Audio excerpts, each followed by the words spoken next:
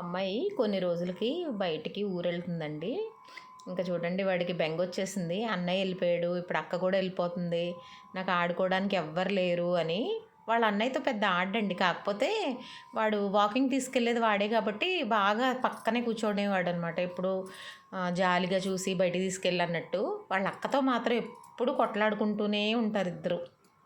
ఊరికే వీడిని గిల్లుతూ ఉంటదనమాట. వీడు ఎలా ఉన్నాడు చూడు, అలా ఉన్నాడు చూడు అనుకుంటూ ఏదో ఒకటి అంటూ ఉంటది. గిల్లుతా ఉంటది వాడిని. వాడు వెంటనే కరవడానికి వస్తా ఉంటాడు. మమ్మీ అని అరుస్తది. ఈడు సైలెంట్ అయిపోతాడు. ఇదే జరుగుతూ ఉంటదండి. వాడు పాపం డల్ అయిపోయాడనమాట.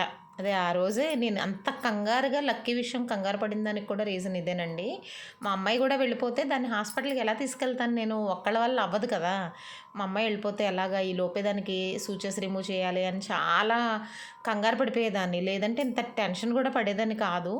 వెళ్ళిపోతే ఎలా అనుకునేదాన్ని. లక్కీగా మా అమ్మాయి వెళ్ళే రోజే దాన్ని బయటికి రిలీజ్ చేసేయమని చెప్పారండి. హమ్మయ్య! అనుకున్నాను. వాళ్ళకి కూడా నేను ఇదే చెప్పాను. మా పాప లేకపోతే తీసుకురావడం కష్టమండి అని. అలాగే అయింది.